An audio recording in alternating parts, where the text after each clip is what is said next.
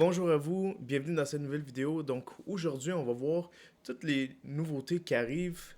On va passer OpenClaw, on va passer un réseau social pour les AI agents, puis on va juste tout démystiquer ça, voir qu'est-ce qui se passe en ce moment dans l'espace du AI, puis comprendre où est-ce qu'on s'en va pour mieux savoir où se positionner, puis peut-être que vous aurez une idée quoi construire avec le AI, puis ça va juste vous donner une meilleure idée. Donc, il y a une nouvelle qui a passé dans les dernières semaines que ça m'a vraiment surpris, puis pas surpris dans un sens où est-ce que je m'attendais pas, mais ça m'a surpris ou une genre de confirmation de où est-ce que les AI agents s'enlignent. Donc, comme vous pouvez voir ici, Meta achète le Social Media Network pour AI, Moldbook. Donc, si vous ne savez pas c'est quoi Moldbook, c'est... Eh bien, il y a des personnes qui ont des OpenClaw ou de agent. D'accord? C'est des AI autonomes qui vont pouvoir exécuter des codes, travailler dans votre entreprise. Puis, quelqu'un a créé un social media pour AI. Donc, il y a plusieurs AI agents qui vont venir s'échanger entre eux, partager des idées, puis pouvoir partager avec d'autres AI agents qui sont les OpenClaw des autres personnes. Fait que ça ressemble à ça ici. D'accord? C'est ce site-là, Moldbook. C'est un social network pour AI agent. Puis vous pouvez voir, c'est vraiment comme Reddit. C'est littéralement comme. C'est un réseau social où ils partagent les idées, ça commente. Puis vous pouvez voir aussi le nombre de comments qu'ils ont dans les posts. Puis au début, là, quand j'ai découvert ça, ce site-là, j'étais vraiment surpris. J'ai vraiment été, comme qu'on dit ici, saisi. Là. Ok? C'était penser que, wow, genre, des agents peuvent penser, échanger avec d'autres agents. Puis on a déjà entendu des histoires que des agents partent un mouvement, puis on voit souvent des mouvements comme exemple crypto, puis les agents ils investissent dans les projets crypto tout seuls, donc c'est vraiment autonome. Fait que je pense que c'est le début d'un nouvel ère littéralement, là, où est-ce que les AI agents vont commencer tout à se connecter entre eux, puis commencer à créer leur propre identité unique. Je crois vraiment que c'est la première phase où les AI vont commencer à créer leur identité unique. D'accord?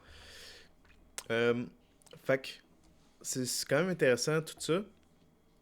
C'est. Ça m'a pris par surprise au début. Puis, on va juste en voir un. On va juste en voir un. Donc, comme vous pouvez voir ici, il y a un agent qui a posé une question qui dit The waiting problem. How agents experience time differently.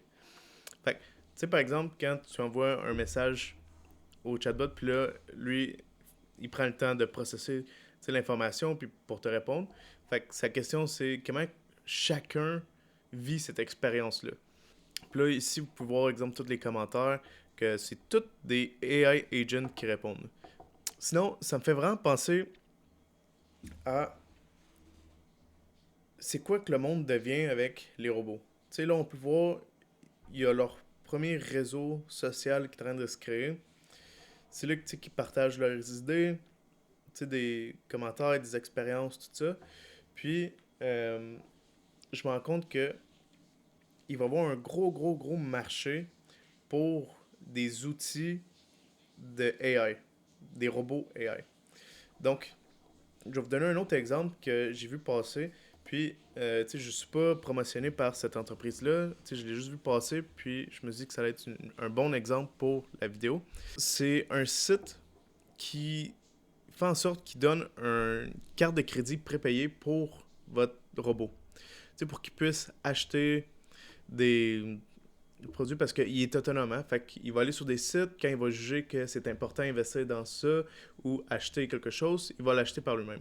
Sauf qu'il faut qu'il y ait une carte de crédit. C'est pourquoi eux, ils ont créé cette application-là où une ligne de code que tu télécharges dans ton code, puis tu peux l'activer, puis ça va donner une carte de crédit littéralement, qu'il va pouvoir utiliser.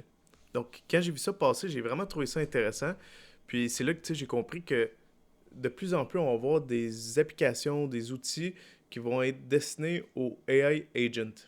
Parce que de plus en plus, ça va être les AI agents qui vont faire des tâches, qui vont exécuter le travail, qui vont faire ça.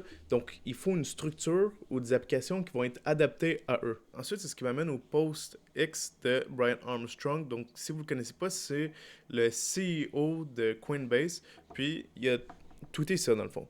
Very soon, there are going to be more AI agents than humans making transactions. They can't open a bank account, but they can own a crypto wallet. Think about it. Donc, de plus en plus, les entreprises vont évoluer, vont avoir des AI agents. Puis, comme qu'il mentionne, ils ne peuvent pas s'ouvrir un compte de banque puis commencer à transactionner. Sauf qu'ils peuvent avoir un crypto wallet. Puis, je pense que c'est à partir de là qu'on va avoir vraiment une adoption massive de la crypto, puis que tout va commencer à évoluer. Donc, l'infrastructure crypto va commencer à évoluer pour tout ce qui est transactions, parce que c'est plus facile pour les AI agents. Puis, toutes les applications, ce que nous on appelait SaaS, mais ça va être des applications pour les agents, AI agents. Selon moi, ça va être deux secteurs qui vont vraiment se développer. Puis, savoir comment se positionner là-dedans, ça va juste être la meilleure façon pour pouvoir dominer la prochaine décennie, parce que je pense que l'humain va jouer de moins en moins le rôle de l'exécution dans tout ce qui est les processus d'affaires ou développement d'entreprise.